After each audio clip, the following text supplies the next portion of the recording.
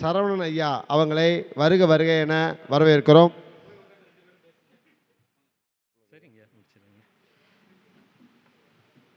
அன்னைக்கு வணக்கம், தந்தைக்கு வணக்கம். எனக்கு ஜோதிடத்தை அருளிய அனைத்து குருமார்களுக்கும் வணக்கம். குலதெய்வம் வேண்டி அனைத்து தெய்வங்களையும் வேண்டி இந்த தலைத்தன் இறைவனாம் சிவபெருமானையும் வணங்கி பெரியநாயகி அம்மனையும் வணங்கி எனது இந்த ஜோதிட உரையை ஆரம்பிக்கிறேன். இப்போ ஜோதிடம் பயிலணும், ஜோதிடத்தில் ஆர்வம் எப்படி வரும், ஒருத்தர் எப்படி ஜோதிடம் கற்றுக்குறாங்க. இப்போ இங்கே இருக்கிற எல்லாருக்குமே பார்த்திங்கன்னா புதனோட ஒரு ஆதிக்கம் இல்லாமல் நாம் இதை காதில் கூட கேட்க முடியாது. நிச்சயமாக புதன் பலமாக இருக்கணும் ஒரு ஜாதகத்தில். இதையே பலன் சொல்ல நீங்கள் எடுத்துக்கிட்டீங்க அப்படின்னா அதுக்கான சில விதிகள் வேறு, ஜோதிடத்தை பயில்றதுக்குன்னு சில விதிகள் இருக்குது. இதை ரொம்ப எளிமையாக 7 விதிகள் சொல்கிறேன். இது யூடியூப்பில் போகிறதுனால இந்த விதிகளை எல்லாருமே நோட் பண்ணிக்கலாம். அதுக்கப்புறம் இது எப்படி கனெக்ட் ஆகுறதுங்கிறதையும் நான் தெளிவாக உங்களுக்கு சொல்லிடுறேன். நம்பர் 1 பார்த்திங்கன்னா புதன் ஒரு ஜாதகத்தில் 1, 5, 9, 1, 4, 7, 10 அல்லது பலமாக இருக்கணும், ஆட்சி உச்சமாக இருக்கணும். அதே மாதிரி குரு பலமாக இருக்கணும். 2வது விதி குரு பலமாக இருக்கணும். குரு ஆட்சி உச்சம் மூலத்திரிகோணம் இந்த மாதிரி இருக்கணும். அடுத்ததாக இந்த குருவுக்கும் புதனுக்கும் ஏதோ ஒரு விதத்தில் தொடர்பு இருக்கணும் ஜாதகத்தில். இப்படிலாம் இருந்தால் தான் நம்மளால் இந்த ஜோதிடத்துறைக்கு வர்றது கற்றுக்கிறதே இந்த விதிகள் வரும். அடுத்ததாக 4 மனோகாரகனான சந்திரன் பலமாக இருக்கணும் ஒரு ஜாதகத்தில். 5வதான விதி என்ன அப்படின்னா புதன் மறைந்திருந்தாலும், மறைந்த புதன் நிறைந்த கல்வியை தருவார் அப்படின்ற ஒரு பழமொழிப்படி புதன் மறைந்திருந்தாலும் அவர்களுக்கு இந்த ஜோதிடம் கற்கும் ஆர்வம் வருகிறது. அடுத்ததாக ராகு கேதுக்கள். ராகு கேதுக்கள் தங்களோட சொந்த நட்சத்திரத்தில் அல்லது தங்களுக்குள் நட்சத்திரத்தில் மாற்றி அமர்றது, தனியாக அமர்ந்திருக்கிறது, எந்த கிரகத்தோட சேர்க்கையும் இல்லாமல் தனியாக அமர்ந்திருக்கிறது. இந்த மாதிரி ராகு கேதுக்கள் தொடர்பு இருந்தாலும் ஜோதிடம் பயிலும் ஆர்வம் வருகிறது. அடுத்ததாக 7வதான விதி என்ன அப்படின்னா ராகு கேதுக்களுக்கு குரு புதனோட தொடர்பு ஏதோ ஒரு விதத்தில் வரணும். இந்த 7 விதிகள் உங்களோட ஒவ்வொருத்தர் ஜாதகத்துலேயும் பொருத்தி பாருங்கள். நீங்கள் ஜோதிடம் படிக்க வந்ததுக்கான காரணம் நமக்கு கண்டிப்பாக விளங்கும். சரி, ஜோதிடம் கற்றுக்குறோம், ரைட்டு. அதுக்கப்புறம் பலன் சொல்கிறோமா, அந்த பலன் சொல்கிறதுக்கு என்னென்னா அதுக்கு தனியாக விதிகள் இருக்குது.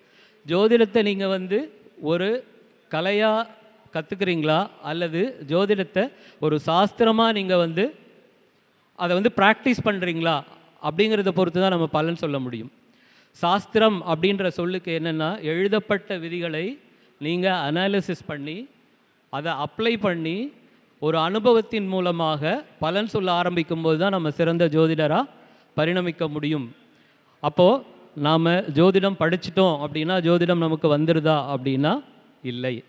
ஜோதிடத்தை நாம் ஒரு வாழ்க்கை முறையாகவே எடுத்துகிட்டு போகும்பொழுது மிக அழகாக பலன்களை சொல்ல முடிகிறது.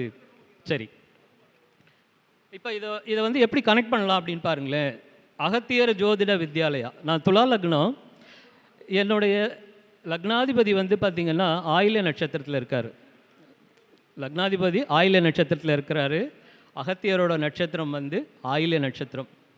அடுத்ததாக துலா லக்னம் 9க்குரிய புதன் 9லேயே ஆட்சியாக இருக்கார், குருவோட சாரத்தில் இருக்கார். அதுக்கப்புறம் சூரியனும் கூட இருக்கிறார். என்னோடய 9ஆம் அதிபதி பாக்யாதிபதி, எனக்கு பாக்யாதிபதி பாக்யத்தில் இருக்கிறார். அந்த பாக்யாதிபதி சூரியனோடு இருக்கிறார். அந்த சூரியன் யார் அப்படின்னா யாருங்க, இன்றைக்கி இந்த கருத்தரங்கத்தை நடத்தி கொண்டிருக்கக்கூடிய ரவீஸ் ஜெயக்குமார் அவர்கள். ரவி யாருங்க, சூரியன் தானே, சூரியன் தானே. என்னோடய புதன் அங்கே இருக்கிறாரா. அடுத்ததாக பாருங்கள் ராதாகிருஷ்ணன். ராதையின் கிருஷ்ணன் யாருங்க, ராதையின் கிருஷ்ணன் யார், புதன், விஷ்ணுவின் அம்சமான புதன். அவங்க 2 பேரும் பாக்கியஸ்தானத்தில் இருக்கிறாங்க. அப்போ எனக்கு இந்த வாய்ப்பு கிடைச்சதுக்கு இந்த இந்த இந்த ஜோதிட அமைப்பு எப்படி இருக்குங்கிறது பாருங்கள். இது என்னோடய கன்னி பேச்சு, முதல் முறையாக நான் கருத்தரங்கத்தில் பேசுகிறேன். அடுத்ததாக எனக்கு இது இன்னொன்று பாருங்கள், ரவி ஜெயக்குமார் ஐயாவுக்கு யோகி ராகு. ராகு. என்னோட யோகியும் ராகு தான். மகேந்திர நாம யோகியில் பிறந்திருக்கிறேன்.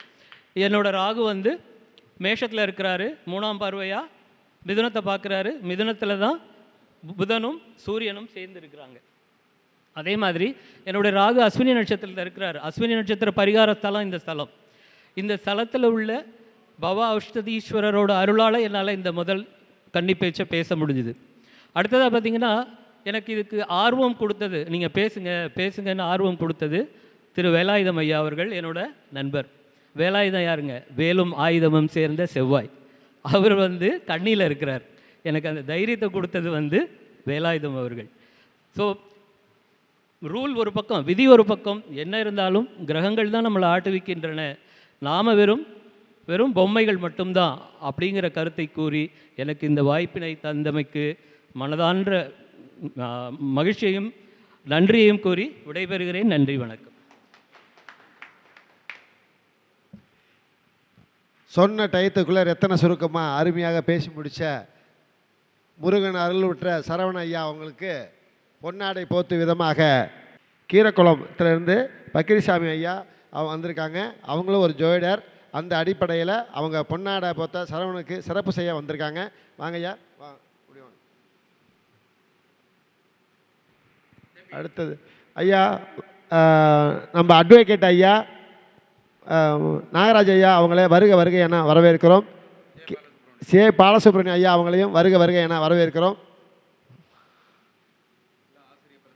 ஆமாம் ஆமாம், ஏதோ ஒரு பணி சிறப்பாக இருந்தால் போதும் ஐயா. அப்படி புரியுங்க, பொன்னாடை ஃபஸ்ட்டு போட்டுங்க, அதுக்கப்புறம் வாங்க வாங்க ஐயா.